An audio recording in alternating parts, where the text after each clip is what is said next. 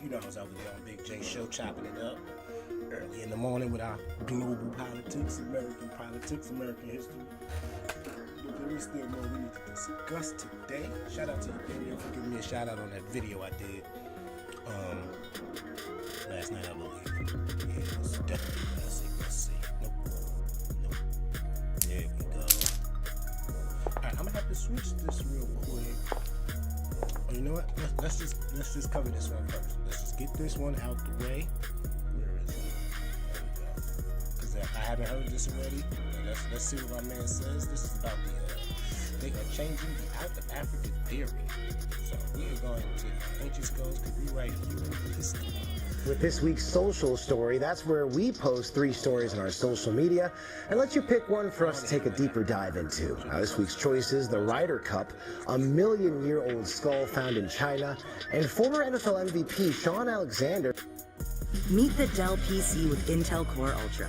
With all-day battery life to power through your to-dos, so you have extra... Expecting their 14... We gotta hear this guy, right? There is a continuous debate about the nature of out-of-Africa migration. Was this a one-time event, or did it take place on multiple occasions? I just want to say fair use. This is for educational purposes. We want to kind of go through exactly what they mean by changing the out-of-Africa theory. I know a few people that would love to grasp onto this, but let's just listen to it. The site of Vdubboogie is found close to the southern edge of the Sea of Galilee, near Kibbutz Beit Zera, and is one of the earliest prehistoric sites to be found outside of Africa, and dates to around 1.5 million years ago. The only other site that predates Vdubboogie is Dmanisi in the Republic of Georgia, which dates to around 1.8 million years ago. Vdubboogie was discovered and excavated in the early 60s by many of the famous Israeli prehistorians who uncovered rich stone tools assemblages that were used by early humans, together with numerous animal bones, some of which went extinct long time ago, like saber-toothed cats and mammoths, while others are not usually associated. I think I missed him say something. Ooh, I think I missed something. Let me go back, and I think he said something that I missed. Let's hear this. Vdubboogie was discovered and excavated in the early 60s by many of the famous Israeli prehistorians. Okay, well now we see who wants to change the out of Africa theory. I don't know if y'all catching this. This is my first time listening to this. So many of the famous Israeli prehistorians. Okay. Now we see who wants to change that theory. Make sure y'all hit the like when y'all come up in here, folks. Make sure you hit the like. Who uncovered rich stone tools assemblages that were used by early humans, together with numerous animal bones, some of which went extinct long time ago, like saber-toothed cats and mammoths, while others are not usually associated with Israel, such as hippos, rhinos, and big crocodiles. In 2018, Miriam Bellmaker won a National Science Foundation grant to study the ancient climate. Dear Savvy. Am I the only one who recognizes that Israel used to be a part of Africa? Am I still the only one that knows this information? Like, you can go look at the lines of the tectonic plates. Like, Israel is a part of the continent of Africa. It might be split now because they dug a whole trench through it to let boats go through.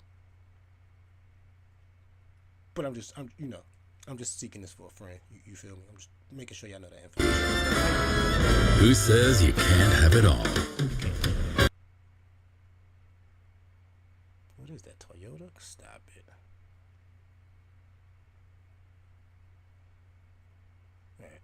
To accurately date the site.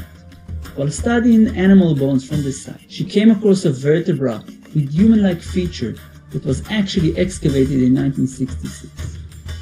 Together with Professor Elabin, we studied the vertebra and came up with some new and important conclusions.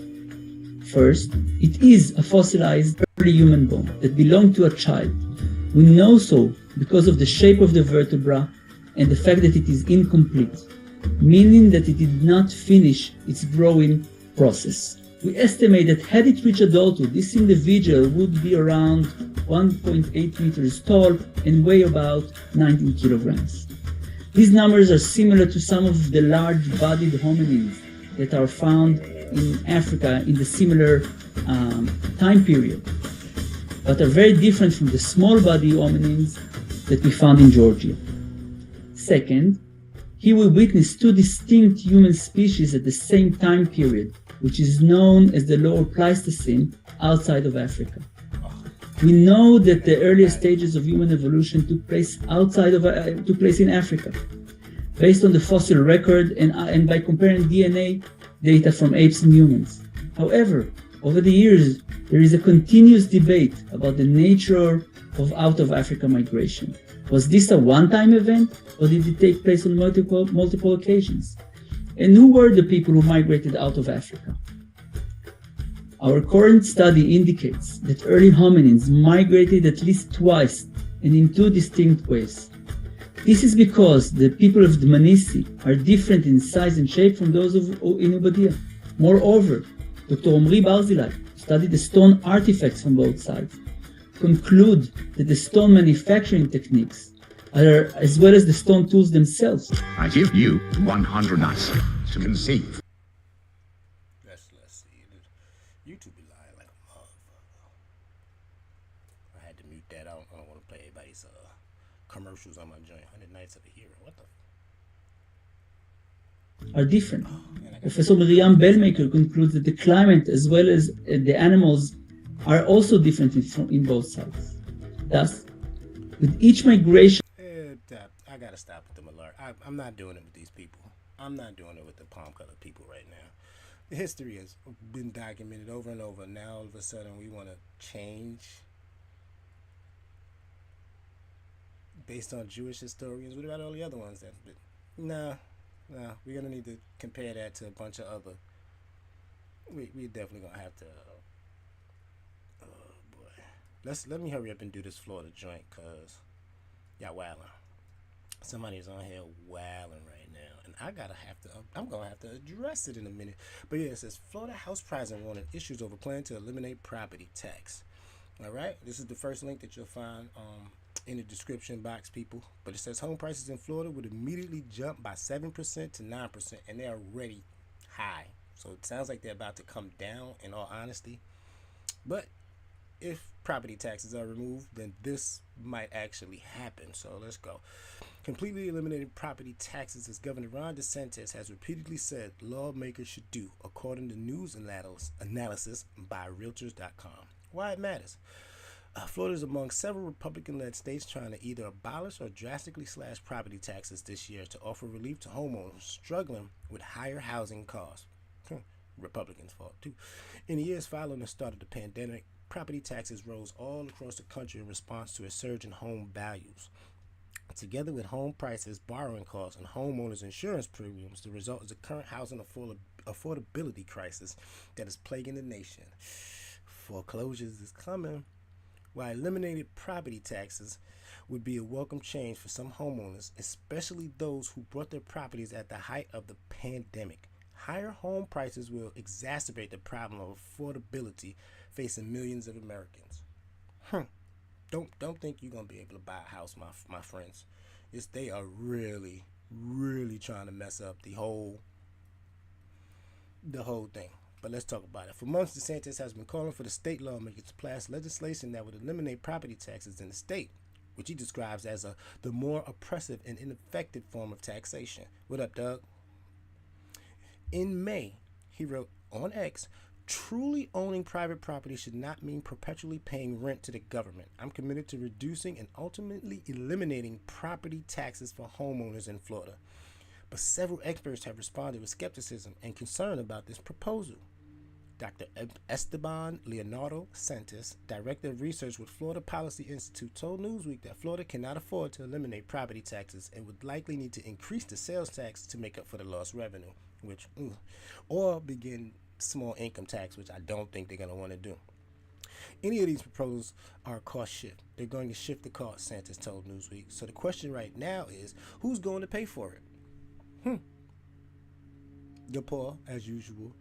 Some of the conversation has been, can the local government pay for it? But ultimately, if you're talking about a full elimination, you're looking at either increase the sales tax through percentages of having to find other ways, whether it's increased fees at the local level, new taxes at the local level, or really service cuts, he said. Now let's see. Now Realtor.com experts are also saying that eliminating property taxes would immediately increase home values in the state in a way that would benefit homeowners, boosting the aggregate value of Florida's owner-occupied housing stock by about $200 billion to $250, but harm future first-time buyers. That future first-time buyer thing is dead, man. Y'all make sure y'all hit that like when y'all walk up in here, baby. We gonna break this down because we got some people spreading misinformation about what's going on in Florida, and it's really bad. Let's skip. Realtor.com specified that the exact impact of Florida's property tax reform on a homeowner's value would depend on the specifics of the plan approved by voters next year, as well as an unforeseen impact on the supply or demand, there's a problem right now here in Florida about the supply or the demand for it. Florida lawmakers do not seem willing to go ahead with DeSantis' plan to completely eliminate property taxes in the state at the moment. In October, they came up with the 8 potential solutions to lower the property tax burden on Florida homeowners, 7 of which would appear on the 2026 general election ballot. One bill would eliminate a tax on non-school homesteads. Okay. While DeSantis has criticized lawmakers for the multitude of bills, saying it is not a serious attempt to get it done for the people, Florida House Speaker Daniel Perez hits back at the governor, saying he has not presented a plan himself for eliminating property taxes in the state. There you go. Jeff Brandes, a former state senator and founder and the president of the Florida Policy Project, agrees last month. He told Newsweek that the idea of eliminating property taxes is not real policy, but a bumper sticker for the governor, who would likely wants to use it to jumpstart his campaign for the 2028 presidential election. Eliminating property taxes in Florida will require constitutional amendments backed by 60% of voters. Well, 60% of the voters out here don't own homes. So let me get up out of here, because there's a dusty pregnant parrot here on YouTube that's currently talking about me, and I think dookie is the word that he's using. This is supposed to be a grown man. Let me tell you something, people. It's hard when you're able to articulate yourself and really give an understanding of the situation that's going on. When you do your research here on Florida, you find out that the home values are becoming out of control. People are getting priced out. There is no equity left in homes that people have been 10 years for. They cannot get enough. Some people are just walking out of their house. It's not as good as people think. In certain areas, yes, but in the South Florida, that market is crushing down. Like, if you're not making that money, you're not living down there. And right now, Florida, with all they can do is hope on visitations and vacations, but that's also down out here in Florida, because they tax the hell out of you when you come out of here. From out of town, you will get taxed like a mug. But I'm gonna tell you what, y'all make sure y'all like, share, subscribe. Feel the need, check that merch page right there at the top. Get you one of them sweaters. I put my merch page down in the description box. Several different things. I got some the links did go through, so you can get the hoodie. I got some duality stuff. I got some slides, got some hoodies, some mugs, some mats. You feel me? And then I got my biblical artwork. So if you're into that biblical artwork, you gotta you know what I mean? Click them links in the description box. Also, the 2 news articles that I just read are in the description box. Y'all make sure y'all go check them out. You can read them for yourself. Again, shout out to Ethereal for putting me on to the weather situation. I got that up here too, so I'm gonna look into that myself. That's your material. I'm not gonna copy that, but I damn sure gonna figure out if Florida's gonna get hit with this vortex, because been living in New York. When them vortexes hit, it ain't fun. I seen what happened in Texas. That wasn't cool. It froze up. The Northeast kind of has an infrastructure to handle that. That's when they start cranking up that bunker seat oil and that deep oil, and they gotta mix it with natural gas. It's all good. Listen. Oh, I'm gonna have to put my foot up for somebody's rear end. But peace, folks. Peace. Y'all have a good one.